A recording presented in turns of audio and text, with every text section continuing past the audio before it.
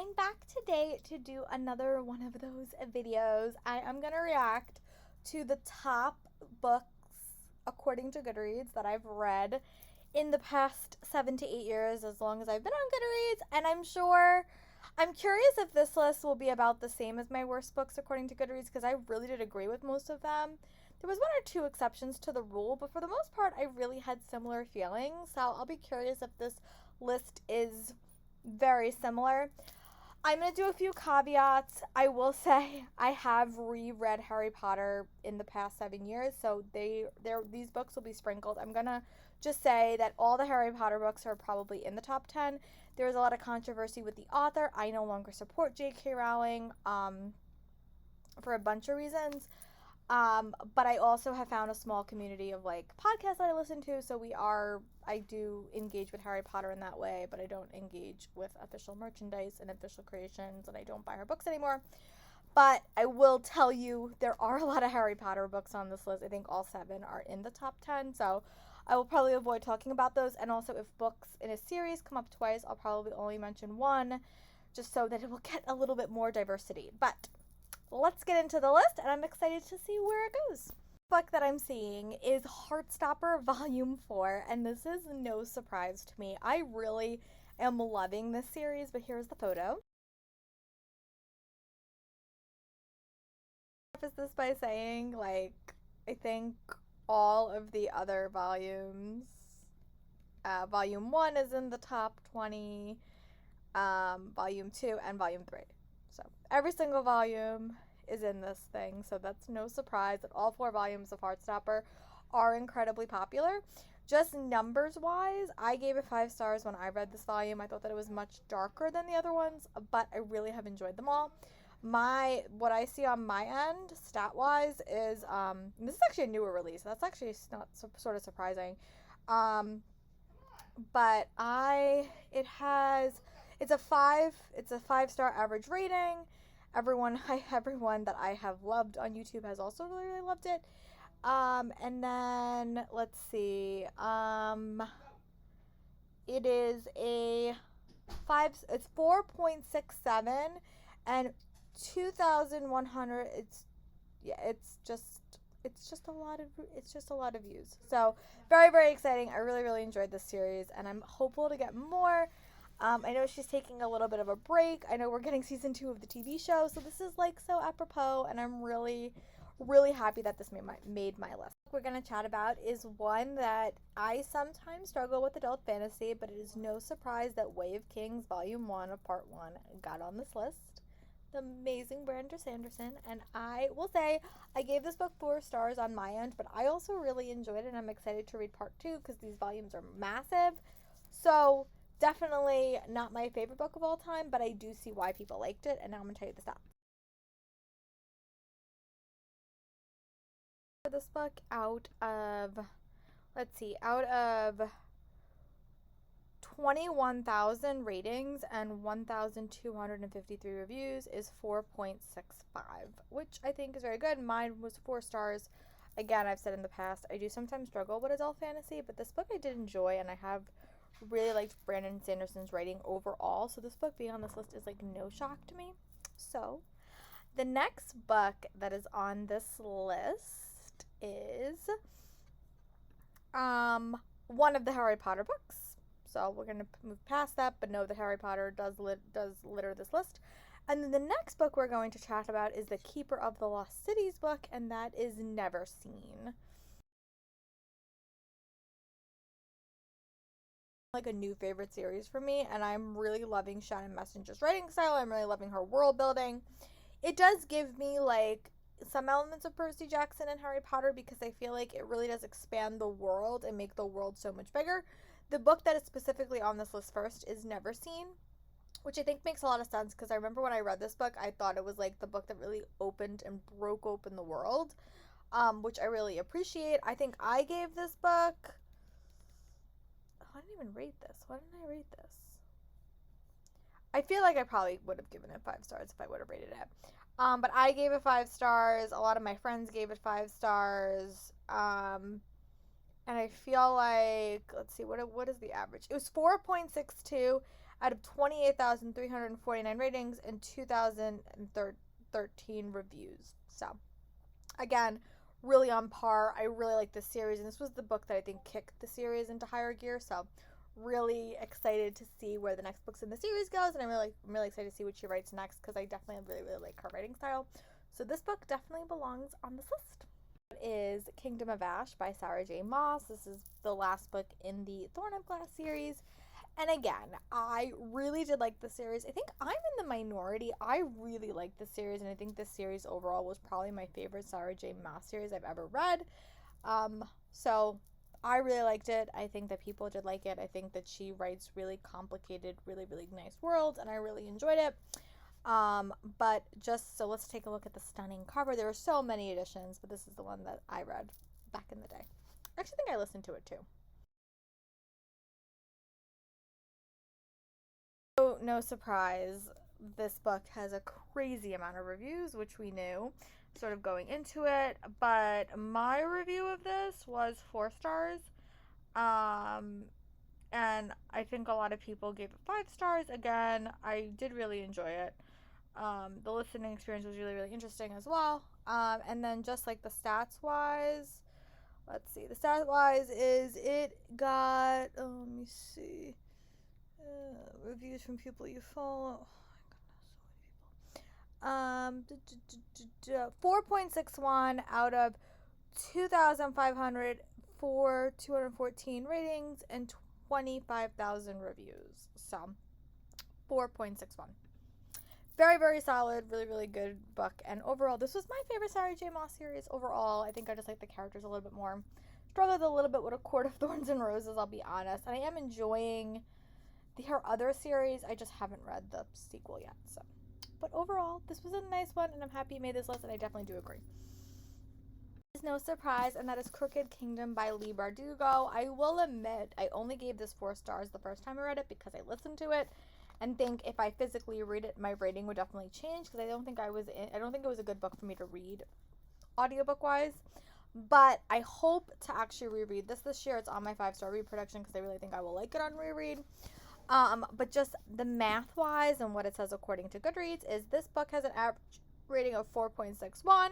It has 467,939 reviews and 54,000 reviews. So, yeah, 467,000 ratings and 54,000 reviews. So, really, really lauded. I really like this series quite a bit. I think it's interesting. I think, again, shouldn't have listened to the audiobook the first time, but I am liking it a lot when I physically read it. So hopefully this will be a 5-star read for me when I get around to it again, but I do agree with the praise since rereading book 1.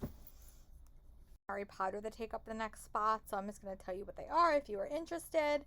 The next one is Heartstopper Volume 2, Keeper of the Lost Cities Nightfall, Keeper of the Lost Cities Lodestar, Harry Potter 3, or Harry Potter 3? I think I have Harry Potter 3 twice, and then Harry Potter 6, and then the next one, which I'm so happy it made this list, is Avatar The Search, which is one of the graphic novels, and I'm actually surprised this is on this list, but not really, and I'll explain by that in a second, but here's a photo.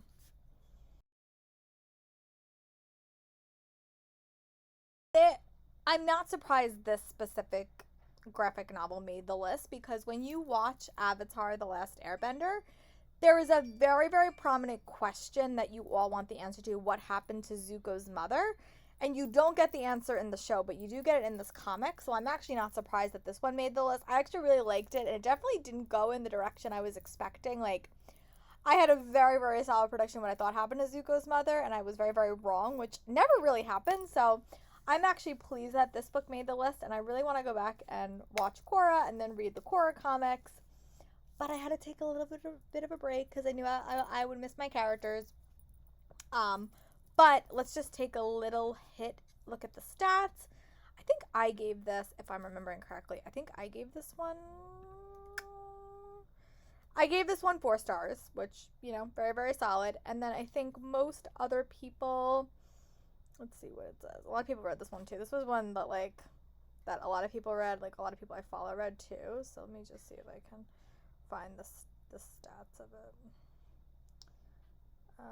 Okay, so it's an average rating of 4.58, 13,000 reviews and 13,000 ratings and 1,218 reviews. I agree. I gave it 4 stars. I really liked it. I like that it answered a question that was introduced in the series and they just never answered. I've never really heard someone do that before, so that was like really, really interesting. Liked it, gave it 4 stars. Definitely deserves to be on this list. Shocked at, and that is Clockwork Princess by Cassandra Clare. Again, I devoured this series, and I stand by what I said when I first read this. I think this is one of the best written love triangles I ever read in my entire life. It had angst. I was invested in both sides of the love triangle. I didn't know who to choose. I think I was just as confused as Tessa was, and I remember being like, oh my god, who is she going to choose? I don't know who I want her to choose. And as you continue on in the series, I think you get a really fleshed out love story for Tessa, and I really, really liked how they decided to do that. So obviously this deserves to be on the list, and I'm a big Cassandra Clare fan, and I'm reading her current works as well, but this is the first series that says, oh, she can write a really good angsty romance, and then it just went from there. And every single book you read, there's like more angsty romances, but this one was the first one I was like, oh, you can write me a love triangle, Cassie Clare, and she did it. So I'm still not the biggest fan of love triangles, but if anyone can do it, it's Cassie Clare. So I gave this book 5 stars when it came out. I actually really do want to reread this series because it's been a bit, and I think it's probably my second favorite. I don't know. I would have to do a reread at some point to make that judgment, but I really do like the series. So I gave it 5 stars. The average rating is 4.56. The amount of ratings this book does have is 4,000, like 400,000, and the reviews is 35,000. So very, very solid. I really love this romance. Definitely one of the best love triangles I ever read. And yeah, so let's see what's next on the list. About is another one that I'm not surprised at all, and that is Aru Shah and the Nectar of Immortality. This is the last book in the Pandava series. This is another middle grade series. This is a Riordan Presents series. So, not surprised. I really did love this series. I think that this is probably my favorite imprint, second to only Gracie Kim's, but this one is complete, and I just love this series so much. That was great. It has such fun characters, and I think that what Ronnie Chosky did so well is she really introduced every character in like their own book. So like I felt like when you got to book 5, you really were invested in all the characters, even though Aru is your main character, and I love this. So let's take a little bit look at the stats. I gave this book 5 stars this year, so just for that. This book's average rating was a 4.55. It has 1,783 ratings, and it has 318 reviews.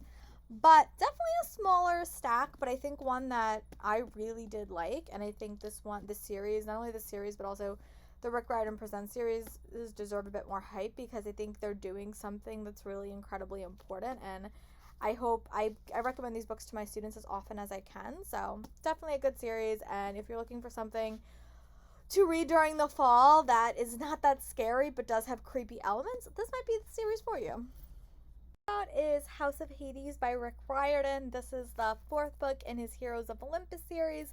It's not a shock to me at all that this book is on this list. I think it's definitely a standout in this series, and probably one of the better written books he wrote. It really focused on Percy and Annabeth, and I loved it. So I gave it 5 stars, and then the stats on this book, like the stats according to Goodreads, is it had an average as a 4.55 rating. The reviews were 343,000, and reviews was 18,000. So very, very solid. I really loved it. I thought that this was such a standout book in that series. Remains probably one of my favorite books that he ever wrote. I love the focus on Percy and Annabeth, but I also just loved what it did for that series overall. Definitely understand why it's on this list, and I totally agree. The book I'm going to chat about in this video is that Goodreads told me is the best book that I've ever read is A Storm of Swords by George R.R. Martin. This is the 3rd Game of Thrones book. Here's the photo, and then we will chat.